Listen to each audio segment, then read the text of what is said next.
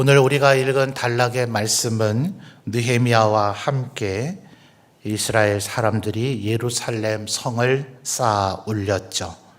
정말 우리가 살펴봤습니다만 수많은 반대와 어려움들이 있었고 그 가운데서 정말 기이하다 할 정도로 겨우 52일 만에 또 한 곳에서부터 체계적인 계획에 따라서 지어진 것이 아니라 굉장히 많은 곳에서 동시다발적으로 쌓아 올린 성벽이 이렇게 완성되어졌다 하는 것은 거의 기적에 가까웠습니다. 이스라엘 사람들이 그렇게 되는 걸 원치 않는 대적들이 조롱하며 비웃기를 여우가 올라가도 무너질 것이다. 이제 그런 형편없는 성벽이 될 것이다 라고 조롱했지만 하나님의 은혜로 결국 예루살렘 성은 굳건하게 건설이 되어졌습니다.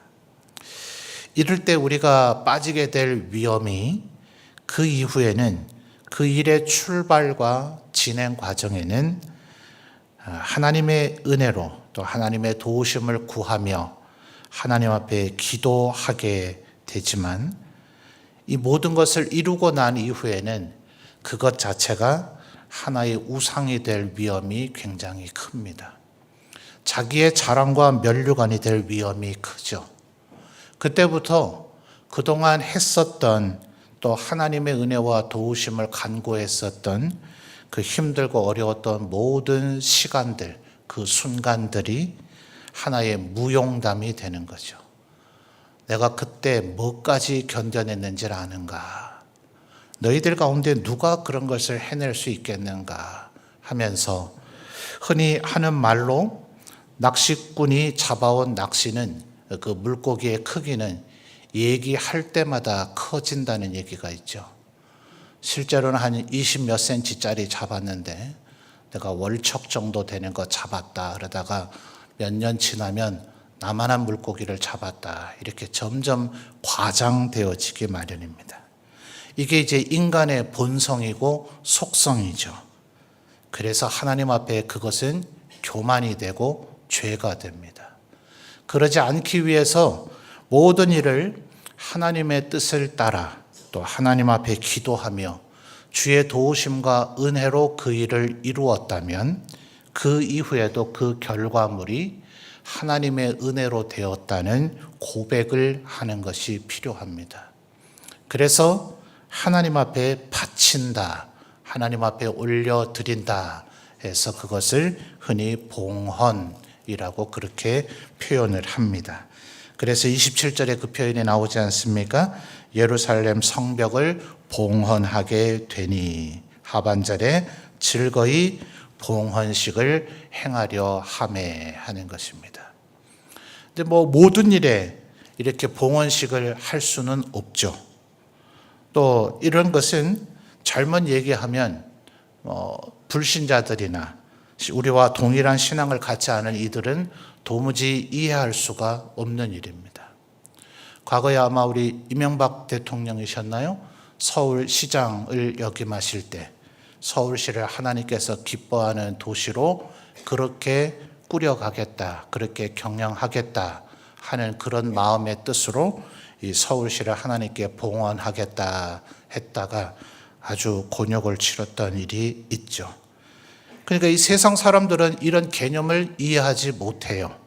또 우리도 어떤 면에서 우리들이 이 세상을 살아가면서 하나님 앞에 언제나 겸손히 살기 위해서 내 삶의 모든 영역을 당연히 마땅히 하나님 앞에 봉헌하고 하나님의 은혜로 그렇게 됐다고 고백하고 인정하고 또 하나님 앞에 다시 바쳐드리고 그렇게 살아야 되는데 이걸 거창하게 봉헌식을 한다 이렇게 할 수는 없다 이 말입니다. 아마 현실적으로는 주로 우리 예배당을 새로 짓거나 또 비정관 같은 건물을 지었을 때나 봉헌식이라고 하는 이런 개념의 단어를 사용하겠지 우리의 삶에 조금 작고 소소한 일들에는 이런 용어나 이런 의식을 하기는 어려울 겁니다. 그래서 그런 작은 일들에서 우리는 교만해지기가 굉장히 쉽습니다. 그러니까 이런 거창한 봉헌식을 할 수는 없을지라도 언제나 마음속에서 잊지 말아야 되는 것은, 바울 사도도 그래서 그렇게 얘기하지 않아요? 너희가 성령으로 시작했다가 이제는 육체로 마치려고 하는가? 하나님께서 너를 구속하셔서 너를 백성 삼고 일꾼 삼아서 또 너에게 능력을 주셔서 이 모든 일을 하게 하셨거늘 이 일을 하고 나서는 이제 네가 잘나서 그 일을 한 것으로 여기려고 하는가? 이런 의미를 담은 표현이거든요. 그러니까 우리가 거창하게 봉헌식을 하지는 않는다 하더라도 우리의 삶의 모든 것, 여러분의 직장의 삶이든 여러분의 가족의 삶이든 여러분이 마음에 소원하는 것이 이루어졌든 그 순간순간마다 이 모든 것이 하나님께서 은혜 베풀어 주셔서 가능한 일입니다 라고 고백하는 것이 하나님의 백성된 우리의 마땅한 삶의 자세이고, 그것이 그 이후에 또 우리로 하여금 하나님의 은혜와 축복 가운데 거하게 되는 비결이 될 것이다 하는 겁니다. 자, 그렇다면 그 봉헌식을 어떻게 해야 되는가? 자, 30절 말씀을 우리 성도님들이 이미 읽었습니다만 다시 한번 읽어봐 주실까요? 30절입니다. 시작.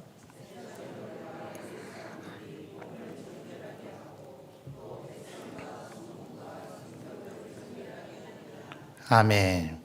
자, 지금 무엇을 하나님 앞에 봉헌하려고 한다고 했죠? 예루살렘 성이죠. 그렇죠? 그렇다면 30절을 다시 잘 보시면 그것이 지금 봉헌하고자 하는 대상물이고, 그것이 봉헌의 목적이라면 정결하게 해야 될 것은 무엇이겠습니까? 그렇게만 생각한다면 제일 30절 하반절에 나타난 성문과 성벽을 정결하게 해야 되지 않아요? 그렇죠? 그런데 30절을 다시 잘 보시면 어떻게 하고 있습니까? 먼저 백성들에게 정결하다, 제사장들이 선언해 줘야 됩니다. 정결 예식이 준수되어졌는가? 모세 율법에 따른 너희들이 정결 예식을 했으므로 이제 너희들이 정결하게 되어졌다라는 선언을 해주는 것이 제사장과 레위인들인데, 그 제사장과 레위인들이 자기들의 몸을 먼저 정결하게 하고, 그리고 백성들을 정결하게 하고, 그리고 나서 성문과 성벽을 정결하게 하더라 하는 겁니다. 그러니까 봉헌을 할 때 언제나 잊지 말아야 되는 것이 바로 이 순서다 하는 거예요. 우리는 봉헌 혹은 봉헌식 이러면 이 예배당을 하나님 앞에 바쳐드립니다. 이 비전관을 하나님 앞에 바쳐드립니다. 제가 예를 들어 40년 근속하고 제가 명예롭게 퇴직하게 된 것을 하나님 앞에 봉헌합니다. 내 자녀가 진급하게 된 걸 하나님 앞에 봉헌합니다. 우리의 삶에 이렇게 할 수 있단 말입니다. 그런데 문제는 그것을 봉헌하기 전에 봉헌하려고 하는 자가 정결한가 하는 말이에요. 입으로만 그냥 이것이 하나님의 은혜로 된 것입니다. 이래야, 이제 그렇게 해야 그것이 하나님께 영광이 되지 않아요? 그것이 하나님을 높여드리는 것이 되겠죠. 그런데 만약 그 일을 함에 있어서 죄악으로 가득 차 있다면, 이것을 하나님께 올려드립니다 하면 하나님께서 그것을 과연 받으시겠냐 말입니다. 또 하나님께서 받으시고 안 받으시고의 여부를 떠나서 그것이 하나님 앞에 영광이 되겠는가? 예컨대 모든 사람들은 그 일이 어떤 과정을 통해서 이루어졌는지 전혀 모른다면, 그래서 사람들이 볼 때 정말 거룩하고 경건하게 이루어졌다라고만 여긴다면, 이것을 내가 하나님께 봉헌합니다 할 때 사람들은 칭송하겠지만 하나님은 받지 않으실 거예요.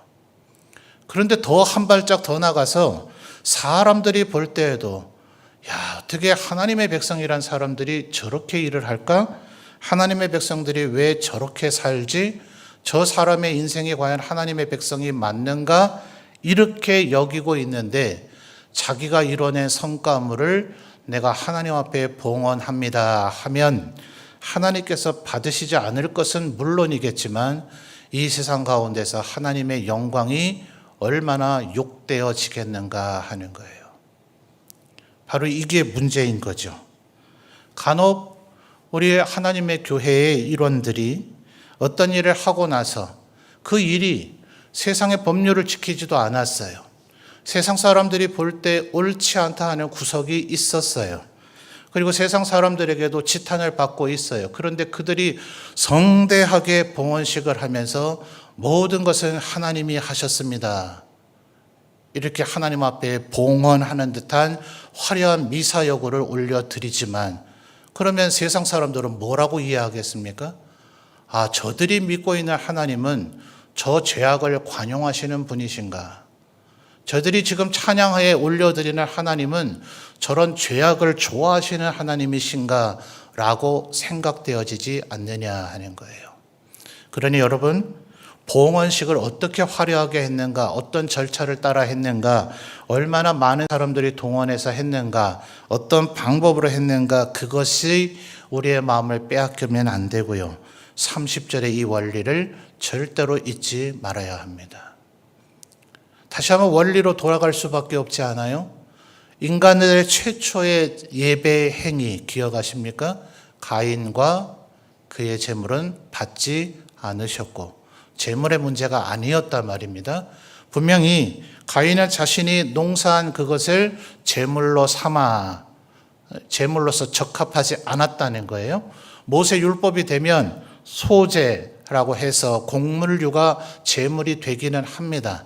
그러나 이 때는 모세를 통해서 율법을 주어지기 이전의 상황인지라 왜 어째서 하나님께서 그렇게 논평하신지는 성경에 설명해 주지 않으나 그 단어의 문맥의 의미 자체가 가인은 자신이 농사지은 것을 제물로 삼았다는 그 말이 제물로선 적합하지 않은 것을 제물로 삼았다는 의미가 됩니다. 또한 우리가 창세기에서 살펴본 바대로 노아 홍수 이후로 하나님께서 육식을 허용하기 이전까지는 양을 죽여야 할 아무런 이유가 없습니다. 사람도 양을 잡아먹지 않던 시절이고 사자는 더더욱 양을 먹지 않던 시절인데 그때 그 양을 잡아 제물로 삼아 기름의 첫 것을 하나님 앞에 드렸다는 것은 명백한 희생이 거기에 담겨져 있습니다. 비록 짐승, 제물의 희생이었다 할지라도. 그러니 분명히 가인의 제물과 아벨의 제물에도 현저한 차이가 있기는 합니다. 그런데 우리의 마음이 제물의 문제라면 어마어마하게 하나님 앞에 헌금하면 그러면 내가 영광 돌릴 수 있지 않겠어요? 내가 하나님의 이름으로 예배당을 한 10채라도 지어 드린다면 그러면 하나님 앞에 영광 돌릴 수 있지 않겠어요? 내가 50년 동안 찬양대원도 하고 구역장도 하고 건찰도 하고 주일학교 교사도 하면 하나님 앞에 영광 돌릴 수 있지 않겠어요? 그런데 하나님께 영광 돌리는 것의 본질은 내가 무엇을 했느냐 이전에 내가 어떠한 사람이냐가 먼저 선행되어져야 하기 때문에 분명히 재물에도 현저한 차이는 있으나 성경은 분명히 말하기를 가인과 그의 재물은 받지 않으셨고 아벨과 그의 재물을 받으셨다고 이야기하고 있다는 겁니다. 지금도 마찬가지의 원리가 작동되고 있는 거예요. 성벽을 얼마나 의리의리하게 어마어마하게 지었느냐의 문제가 아니고 그것을 짓는 과정 속에서 이스라엘 백성들이 얼마나 헌신했느냐의 문제가 아니고 지금 어떻게 하나님 앞에 얼마나 그래서 이 43절을 보면 큰 제사라고 하는 표현이 나오긴 합니다. 자, 우리 한국 사람들에게는 큰 이런 형용사, 부사 이런 건 워낙 능수능란하게 발달한 언어권이기 때문에 우리에겐 별 의미가 없을 수 있겠지만 성경에서는 이 큰이라고 하는 글자 하나도 허투루 쓰지 않습니다. 그러니 지금 하나님 앞에 봉헌하기 위해서 어마어마한 제사를 드린 것이 분명히 맞기는 하나 그것이 봉헌의 본질이 되는 것은 아니고 이것을 봉헌하는 제사장들과 레위인들과 백성들이 하나님 앞에 정결하게 되어졌을 때 이 봉헌이 비로소 하나님 받으실 만한 봉헌이 되어지고 하나님께서 기뻐하시는 봉헌이 되더라 하는 것입니다. 그러니 기억하십시오. 우리나라 속담, 제가 없어지길 바라는 속담이 많다고 말씀을 드렸는데요. 우리나라 속담에 개같이 벌어서 정승같이 쓴다 하는 이런 표현이 있습니다.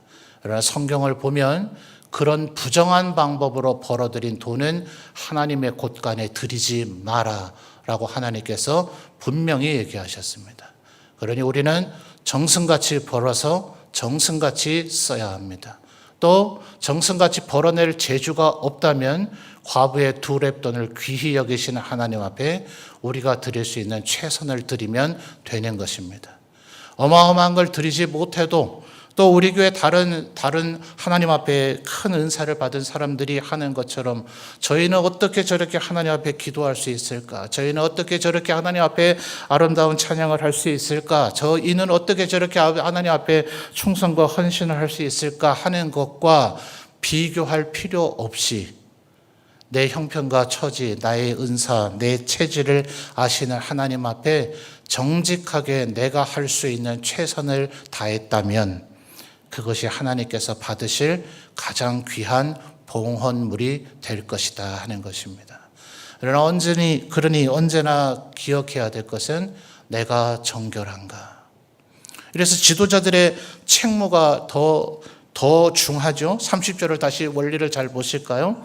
제사장들과 레위 사람들을 누가 정결하게 해줍니까? 30절 잘 보세요. 하반절에 백성과 성문과 성벽을 정결하게 하니라 했으니 이것들을 백성과 성문과 성벽을 정결하게 한 이는 제사장과 레위인들이 맡겠죠. 문맥이 그렇잖아요. 문장의 구조가 문법이 그렇게 돼 있어요. 그런데 제사장들과 레위 사람들은 누가 정결하게 해줬냐고요?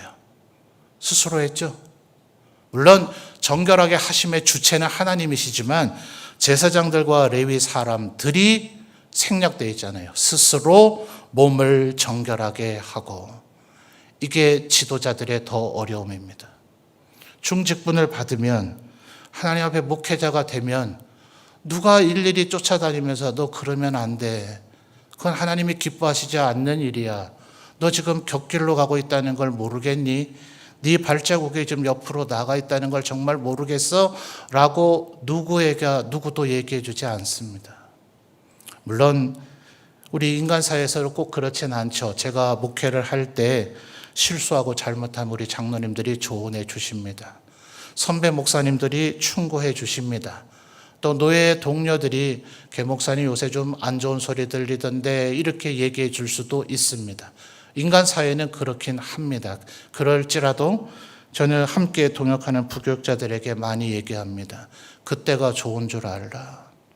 지금은 담임 눈에만 안 나면 된다. 담임이 하는 잔소리 책망만 안 듣도록 하면 된다. 그러나 당신이 준비되지 않은 채 담임이 되면 누가 당신을 위해서 그런 세부적인 조언을 해주겠는가? 가끔 그렇게 이야기합니다. 이것이 지도자들의 책임감인 것이죠. 누가 지도자입니까? 목사, 장로, 안수집사, 권세 이것만 지도자라고 생각하시면 안 돼요.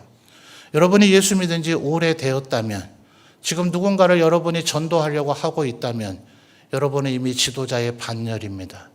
우리들이 먼저 정결하지 않으면 그 누구를 정결하도록 도와줄 방법이 없습니다.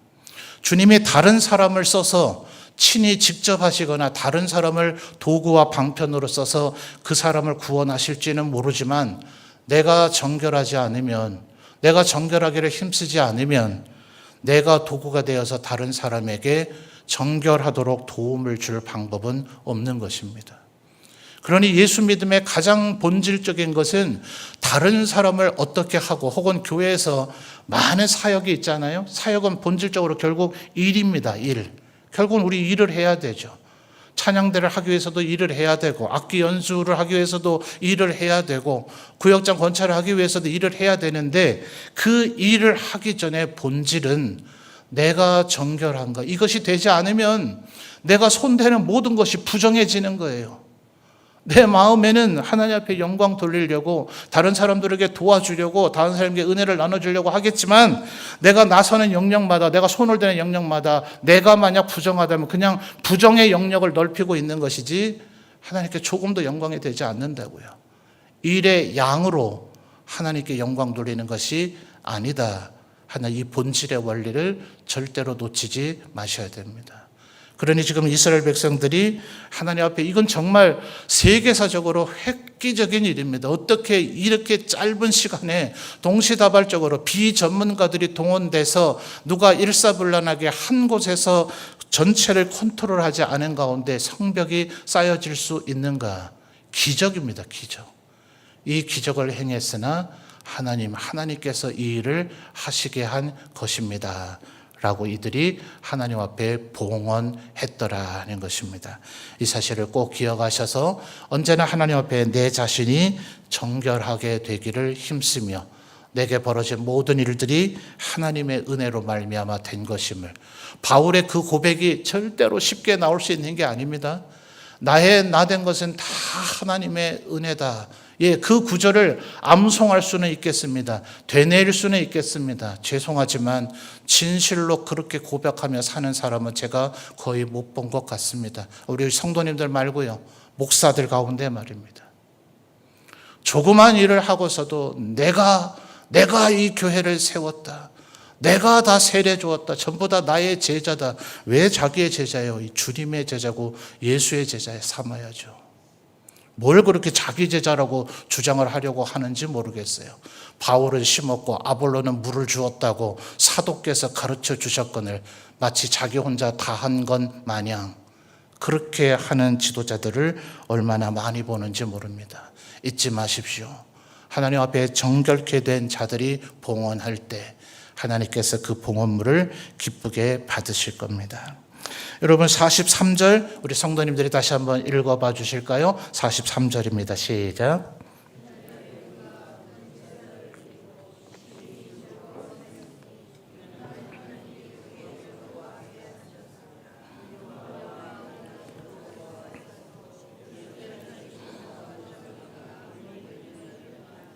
아멘. 다 아시는 대로 어제 한 가정에 조문을 하고 위로 예배를 드리러 갔습니다. 9남매시더라고요. 그러다 보니 다른 형제의 소속된 교회에서 저희보다 한 발짝 먼저 도착을 하셔서 위로 예배를 드리는지라 저희는 음식 대접하는 공간에 앉아서 조금 기다렸다가 또 그 예배를 드리는 동안 지체됐을 조문객들에게 먼저 양보를 하고 시간을 좀 확보해서 다시 예배를 이어서 드렸습니다. 그러면서 제가 유가족들에게 그런 설교도 좀 그런 말을 했습니다. 형제들 대부분이 아마 신앙생활 하시는 것 같은데 그분들이 유족들이 예배 드릴 때 부르는 찬양의 자세와 모습으로 추측을 한 겁니다. 제가 속속들이 아는 바는 없고 그런 것을 말씀을 드리며, 여러분들이 대부분 예수를 믿어서 공식적인 입관 예배, 발인 예배, 하관 예배 외에 여러분들을 조문하러 온 분들과 함께 예배 드리는 횟수가 많을 것이니 이 또한 얼마나 큰 복인가. 그렇지 않습니까? 사랑하는 내 가족이 세상을 떠나면 아무리 우리의 믿음이 확고해도 정말 나를 엄습해오는 그 슬픔을 가눌 길이 없죠. 누가 그 슬픔을 제거해 줄 수 있습니까? 그 어떤 지인, 나를 정말 끔찍히도 사랑하는 사람이 와서 위로의 말 한마디 해준들, 위로가 되긴 하겠지만 그게 무슨 본질적인 위로가 되겠어요? 43절에 계속 반복되는 단어가 뭡니까? 심히 즐거워하였으니. 왜요? 이는 하나님이 크게 즐거워하게 하셨습니다. 우리에게 진정한 기쁨과 희락을 주시는 이는 하나님이신 줄 믿습니다. 준비된 마음으로 하나님 앞에 예배하면 우리의 그 찬양이 그냥 건성으로 부르는 그 찬양이 아니고요. 저도 20대 때 우리가 이 예배 가운데 부르는 찬송가는 왠지 좀 시시하게 느껴졌었어요. 그리고 그 시대에 대해 첨단을 걷는 악기 연주, 그리고 아주 연예인들 가수처럼 찬양을 너무나 멋지게 부르는 그 CCM 찬양 사역자들이 부르는 그 찬양을 흉내내며 따라 부르는 것이 그게 은혜가 되고 영광이 되는 줄 알았어요. 근데 군대 가서 훈련을 받는 그곳에서 예배 드리면서 찬송가를 부를 때 내가 알고 있던 찬송가가 맞는가? 찬송가의 멜로디가 문제가 아니었고 찬송가의 가사는 더더욱 문제가 아니었고 그것을 부르는 내가 문제였던 거였어요. 찬송을 가볍게 여기고 시시하게 여기면 그 어떤 찬양을 불러도 은혜가 되지 않을 것이지만 그 찬양의 가사를 나의 것으로 삼아 고백하며 찬양 부를 때 어떤 찬양을 불러도 하나님 앞에 너무나 큰 감동이 된다는 것을 그때 비로소 깨닫게 되었습니다. 찬양이 우리의 심령을 어루만지고 하나님의 은혜를 주어주시는 방편이 되는 줄 믿습니다. 우리의 대표자들이 기도할 때 한마음으로 내 그 기도를 함께 하나님 앞에 올려드리면 하나님께서 그 순간 우리의 마음을 또한 즐겁게 하시고 우리에게 선포되어지는 하나님의 말씀을 정말 경청하며 들을 때 하나님께서 우리의 마음을 또한 위로하시고 새롭게 하시고 즐겁게 하시며 은혜를 베풀어 주시는 줄 믿습니다. 그러니 예배함이 힘이 되는 겁니다. 예배함이 은혜가 되는 것이며 예배함이 능력이 되는 것이고 예배함이 축복이 되는 것입니다. 이 또한 준비된 마음으로 드린 예배자만이 누릴 수 있는 축복입니다. 억지로 드리면, 건성으로 드리면, 아무 생각 없이 드리면, 그래서 마음을 다하고 힘을 다하고 뜻을 다하고 목숨을 다하라. 우리의 마음의 조그마한 일부분이라도 다른 곁길로 세면 안 되니 whole heart, 전심, 나의 마음의 전체를 하나님 앞에 드릴 때 그 예배는 즐거움의 예배로 종결되어지게 되어져 있습니다. 이 세상 누가 우리를 위로할 수 있습니까? 이 세상 누가 우리에게 힘을 줄 수가 있습니까? 하나님 앞에 진심으로 드리는 예배가 우리를 살리고 즐겁게 하여 주시는 줄 믿습니다. 어떤 데서 지금 이렇게 되었습니까? 30절에 정결케 되어진 사람들이 봉헌하며 43절에 하나님 앞에 예배하니 그들에게 큰 기쁨이 있었고 그 뒤에 44절부터 47절까지 그들은 11조하며 예물을 드리며 하나님을 섬기는 성전에서 예배하는 일이 회복이 되어졌단 말입니다. 느헤미야가 꿈꾼 게 이것이죠. 예루살렘을 군사 요새화하려는 게 아닙니다. 하나님 앞에 하나님의 백성들의 모든 것이 회복되어지는 것. 그래서 우리 한국교회는 학생 신앙운동이라는 것을 하나의 장로교회였을 때 이것이 추진되어졌었죠. 그 뒤에 고신이네, 통합이네, 합동이네, 기타 수를 헤아릴 수 없는 수많은 교단들이 분열됐으나 이 교단들이 나눠지기 전에 이미 일제시대이던 무렵 우리 한국 기독교회는 학생 신앙운동을 했는데 그것은 세 가지 모토였습니다. 아마 오래 신앙생활 하신 어르신들 다 기억하고 계실 거예요. 뭡니까? 하나님 중심, 말씀 중심, 교회 중심이죠. 그것이 바로 어디에서 나왔겠어요? 바로 이 성경 속에서 나온 것입니다. 오늘의 이 12장에서도 그 흐름을 찾을 수 있지 않습니까? 성벽을, 예루살렘 성을 재건한 그들이 이제는 무엇으로 살겠다고요? 하나님 중심으로, 말씀 중심으로. 이때는 성전이라 표현할 수 없었겠지만 그것은 곧 교회 중심인 것이죠. 그래서 하나님 앞에 우리를 늘 정결하게 하며 하나님 중심, 말씀 중심, 교회 중심으로 살아가게 될 때 하나님께서 그의 백성된 자, 이 세상에 그리스도의 대사로 보내놓은 우리들의 삶을 하나님께서 반드시 책임져 주시고 은혜를 베풀어 주실 줄 믿습니다. 그래서 단순히 건물이나 돌로 되어 있는 성벽을 봉헌하는 것이 아닌 우리의 인생, 우리의 인격, 우리의 삶 전체를 하나님 앞에 봉헌함으로 하나님이 받으셨으니 하나님께서 책임져 주실 것 아닙니까? 우리의 삶의 모든 것을 하나님 앞에 바치고 살아가시는 우리 모든 성도들이 되시기를 바랍니다.